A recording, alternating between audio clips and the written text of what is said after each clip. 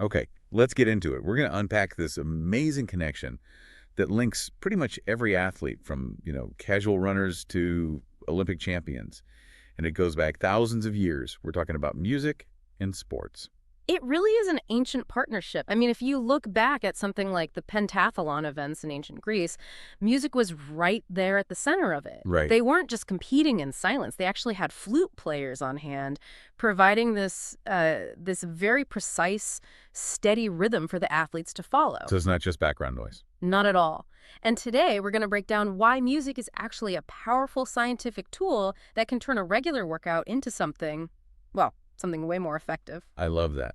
So let's start with the physical side of things. Yeah. The power of rhythm. It turns out the human body has this natural tendency to move in time with a beat. It's called synchronization. And that is so critical. When you hear a consistent rhythm, your body, specifically your involuntary systems, they just want to lock into it. Involuntary, you mean like breathing? Exactly. Your heart rate, your breathing rate, they all start to sort of align with the tempo of the music you're hearing. That's fascinating. I know when I'm running, my feet just start moving with the song. I don't even think about it. Yeah. So what's the actual performance benefit of that? The main thing is efficiency and consistency, especially for things like long-distance running. Synchronization helps athletes hold a really steady pace without having to constantly think about it. So it's less mental work. Right. The movement becomes almost automatic. And for repetitive things like cycling or rowing, it just feels a lot less tiring. And of course, faster songs, they encourage you to move your feet quicker, improve your coordination. Okay, so if the beat is so important, how do we know which beat is the right one? I know we measure it in beats per minute or BPM. Yeah, and that number is absolutely crucial. The whole idea is to match the music's speed to the intensity of what you're doing. So for something low intensity, like, say, just a walk or a warm-up. For that, you want a comfortable tempo. Usually something around 100 BPM is ideal. It gives you some structure, but it's not pushing you too hard. And what does 100 BPM even sound like? Think of maybe a slower pop song or a classic rock track with a really steady beat you can easily tap your foot to. But then when you get into high-intensity exercise like a sprint or a really tough workout, the science points to music that's faster than 140 BPM. Over 140, so that's where you get into the really high energy stuff. Exactly. That's your high-energy dance music, fast hip-hop, that kind of thing.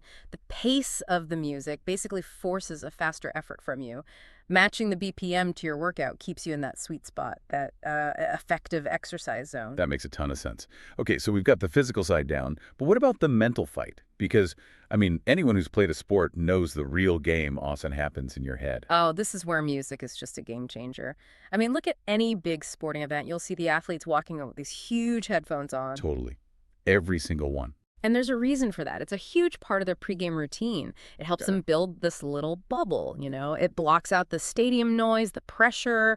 It helps them manage all that anxiety before they compete. It's like putting a do not disturb sign on your brain. But it's not just any music, is it?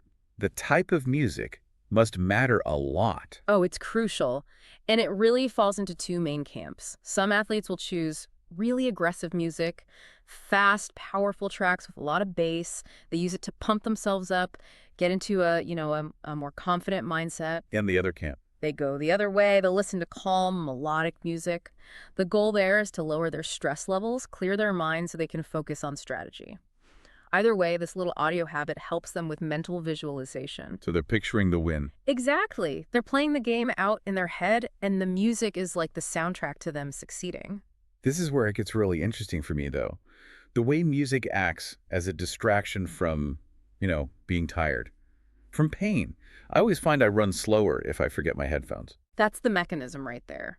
When your mind is focused on a catchy song, it just doesn't pay as much attention to the signals of fatigue that are coming from your muscles. So we're just tricking our own brains. In a way, yes. There's a technical name for it. It's called a reduction in perceived exertion. Perceived exertion. Yeah, it just means the workout feels easier than it actually is. And that distraction lets you push harder or just go for a longer time than you normally would. That sounds like a serious advantage. It's such a big advantage, in fact, that music is often banned in official long-distance races, like major marathons.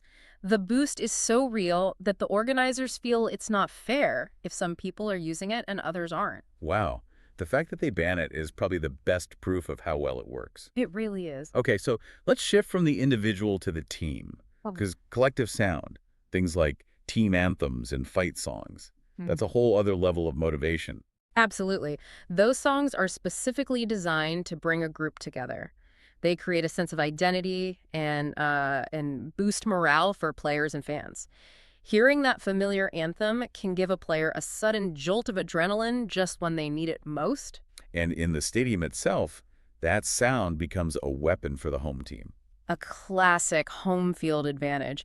Big arenas use these incredibly loud sound systems not just to get the crowd hyped up, but to strategically make things harder for the visiting team. How does the noise actually hurt them, though? It's more than just being annoying, right? It's a tactic. The sheer volume makes it incredibly difficult for the away team to communicate. A quarterback can't easily call out a play, signals get missed, and their whole coordination just starts to fall apart. And the home team's used to it. They train in it. They have ways to communicate through all that noise. It's a massive edge. Okay, that's a layer I hadn't really thought about. It's not just energy, it's a communication strategy. Yeah. But let's pivot to sports, where it's all about precision.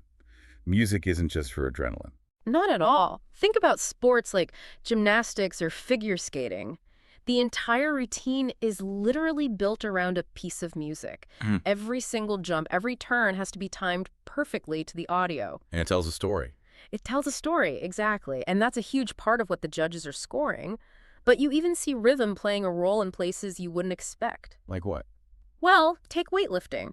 You might think it's all just raw power, but many lifters use rhythmic sounds to help them time their big effort for maximum strength. It's like an internal cue. Okay, but what about the opposite? The ultimate precision sports, like archery or golf.